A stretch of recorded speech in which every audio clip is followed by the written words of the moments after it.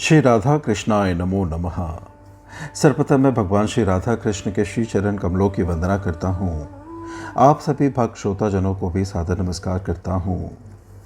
ग्रंथ श्री राधा रस सुधा निधि से आज हम उस अध्याय का श्रवण करेंगे जिसका शीर्षक है कालिंदी का पावन नीर, जो इस ग्रंथ में इस प्रकार से वर्णित है।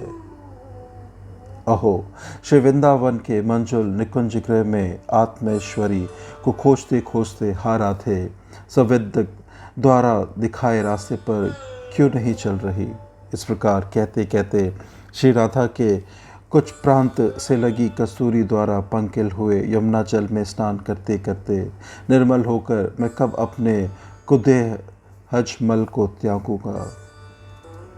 श्रीपाद ने पिछले श्लोक में स्फूर्ति में रास नृत्य कलांत श्री राधा एवं रास रसिक श्री श्याम सुंदर को पंखा झलने और चरण सेवा करने का सौभाग्य प्राप्त किया है। सेवा रस की सुस्पष्ट अनुभूति है। साधक को भी इस बात की खोज करना आवश्यक है कि उसका सेवा अभिष्ट देव ग्रहण कर रहे हैं या नहीं। यदि उनकी अभिष्ट की मनोमत सेवा होती है तो वे स्वयं आकर खटका जाएंगे कि तुम्हारी सेवा मुझे अच्छी लगी।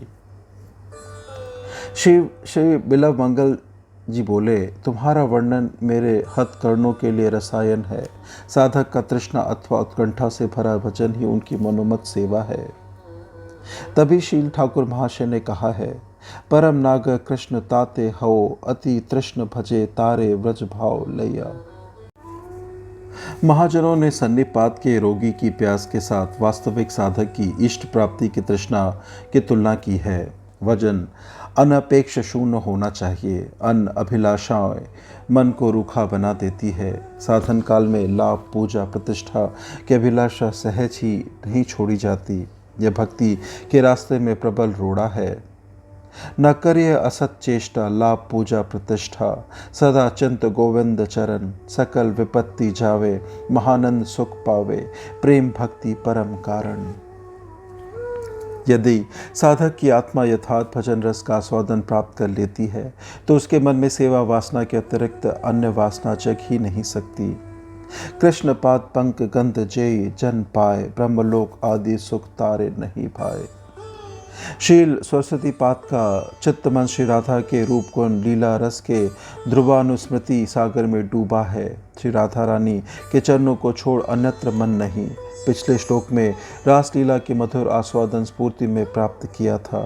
स्फूर्ति रुकने पर दैन्य के उदन होने पर सोच रहे हैं, हाय कामना वासना का दास होकर मैं क्या प्रेम में के उस प्रेम लीला को देखने का सौभाग्य प्राप्त कर सकूंगा। मेरे रक्त मांस मल मूत्रादि पूर्ण इस नश्वर शरीर में जमे कुदेह हजमलों को दूर होने का उपाय भी क्या। सोचते सोचते श्रीपाद के चित्त में यमुना की महिमा का स्मरण होता है। सोल्लास कहते हैं, परम पावनी यमुना जल में स्नान करते करते ही मेरा दुष्ट अपवित्र मन पवित्र हो जाएगा। शील रूप गोस्वामी पाद में श्री यमुना अष्टकम में लिखा है, जो जल कणों का स्पर्श प्राप्त किए प्राणी मात का दुष्कर्म फल समूह विनाश करती है, नंद नंदन श्री कृष्ण के अंतरंग भक्ति प्रवाह को बढ़ाती है और जो उनके तीर पर उठने बैठने की इच्छा मात्र करता है उसका हर तरह से कल्याण करती है। वे रवि सुता श्री यमुना मुझे सदा पवित्र करे।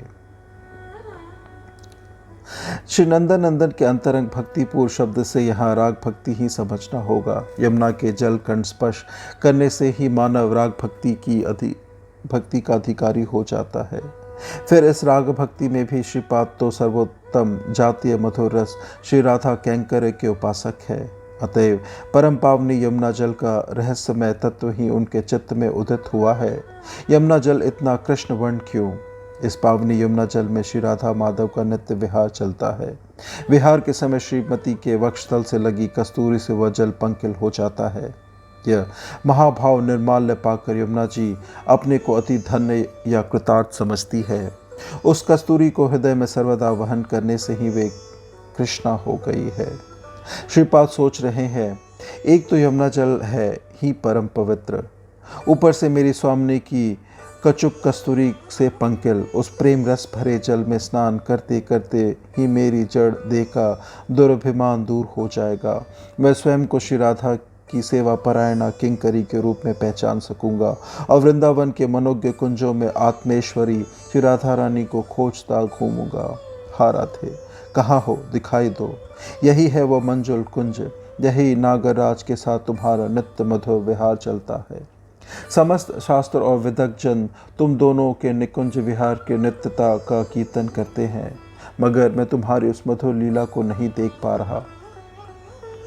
किस कुंज में छिपी हो, किंचित संकेत तो दे दो। अब क्या तुम उस सविदग्ध द्वारा प्रदर्शित पथ पर विचरण नहीं करोगी? इस प्रकार व्याकुल भाव से रोते रोते वृंदावन के कुंज कुंज में आत्मेश्वरी को खोजूंगा। मेरी ऐसी दशा कब होगी? इस श्लोक में श्रीपाद की साधक दशा को उजागर करती आकुतिपूर्ण प्रार्थना बड़ी ही मनोरम है। श्री श्री राधा माधव की मधुमय लीला का परम उद्दीपन स्थान है यह वृंदावन। प्रकृत साधक यहाँ निश्चिंत नहीं रह सकते। शील ठाकुर महाशय के प्रार्थना पाद में आता है, हरि हरि और कबे पाल्टिवे दशा, ए सब करया वामे, जाओ वृंदावन धामे, ए मने करियाक्षी आशा, धन जन पुत्र दारे, ए सब करया दूरे, एकांत हैया कबे जाओ। सब दुख परिहरे वृंदावने वास करे, मधु करी मागिया खाए, यमुनार जल जैन अमृत समान हेन, कबे पिव उदर पुरिया, कबे राधा कुंड जले स्नान करी, कुतूहले श्याम कुंडे रवि पढ़िया। भ्रमर द्वादश बने रसकेली, जे स्थाने प्रेमा वेश गड़ा गड़ी दिया, सुझाए जने जने व्रजवासी जन स्थाने, निवेदेव चरणे धरिया, भजनेर स्थान कबे नयन गोचर हवे, आर जत आछे उपवन, तार मध्य वृंदावन, नरोत्तम दासेर मन, आशा करे युगल चरण। इसलिए वृंदावन आना, किंतु हाय मुझ जैसे जीव के देह देहाकदी के आवेश में सभी कुछ खो गया। राधा रानी के प्रेम धाम में आकर भी लाभ पूजा प्रतिष्ठा में रमकर निश्चिंत रहा। गोस्वामी पादों के आदर्श भजन का अनुसंधान नहीं किया। साधक के मन में इस प्रकार के आक्षेप का जागना उचित है। श्रीपाद की साधक दशा के अर्थ के अतिरिक्त सिद्धा दशा की दृष्टि से भी इस श्लोक की एक मनोज्ञ व्याख्या हो सकती है। पूर्ति के रुकने पर श्रीपाद साधक वेश में श्रीमती की सेवा प्राप्ति की उत्कंठा में रो रहे थे। सहसा उसी लीला का स्फुरन हुआ। रत्नासन पर श्री श्री राधा माधव विराजमान है। रासनृत्य शांत युगल की सेवा में किंकरी नियुक्त है। श्री राधा के मादन रस के आस्वादन से नागर में आनंद जड़ता दिखाई दे रही है। नागर का आनंद वैवश्य देखकर उन्हें उत्कंठा के माध्यम से एक अन्य लीला माधुरी का आस्वादन कराने के लिए स्वामिनी एक दूसरे कुंज में छिप गई है। थोड़ी देर बाद नागर में चेतना का संचार होता है। रत्नासन पर प्रिया जी को ना देख नागर उत्कंठा से कातर है। किंकरी से उनके बारे में पूछते हैं।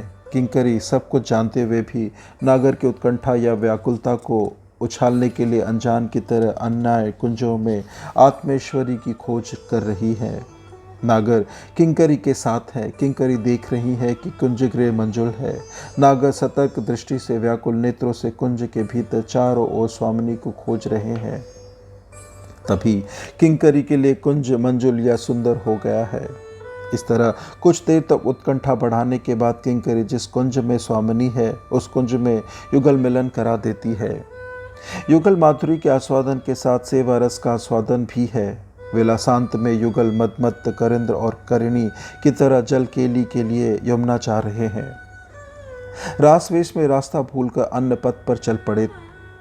श्रीपाद रास्ता दिखाते हुए कहते हैं, हा राधे, विदग्ध नागर के साथ मेरे दिखाए रास्ते पर क्यों नहीं चल रही हो?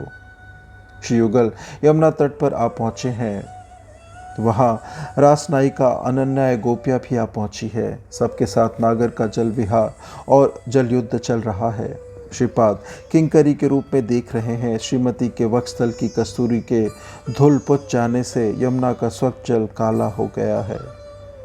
जल केली के पश्चात श्री युगल के वेशभूषा संपादन के लिए रत्न मंदिर में प्रवेश किया। सहसा स्फूर्ति में विराम आया। श्रीपाद हाहाकार कर उठे। स्फूर्ति में प्राप्त लीला के मधुमय चित्र आंखों के आगे तैर रहे हैं। रोते हुए प्रार्थना करते हैं, वृंदावन के मंजुल कुंजों में आत्मेश्वरी को खोजता कब घूमूंगा। यमुना का रास्ता दिखाते दिखाते श्री युगल को जल विहार के लिए कब ले जाऊंगा। दीनता से पूर्ण होकर सोचते हैं, हाय मुझे क्या वह सौभाग्य प्राप्त होगा। पंच भौतिक देह में आत्मबुद्धि त्याग कर अपने को राधा किंकरी के रूप में क्या पहचान पाऊंगा। स्फूर्ति में साक्षात अनुभूति श्री राधा के कुंज कुमकुम से पंकल यमुना जल के पावनी गुण की बात याद आती है।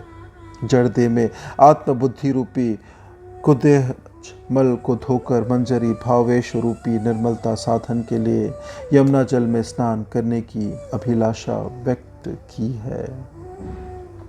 इस प्रकार से ग्रंथ श्री श्री राधा रस सुधा निधि से आज के अध्याय की संपन्नता होती है, जिसमें हमने कालिंदी के पावन नीर की व्याख्या का श्रवण किया। श्रवण करने के लिए और अपना बहुमूल्य समय देने के लिए आपको धन्यवाद। त्रुटियों के लिए क्षमा प्रार्थी हूँ। श्री राधा कृष्णाय नमो नमः।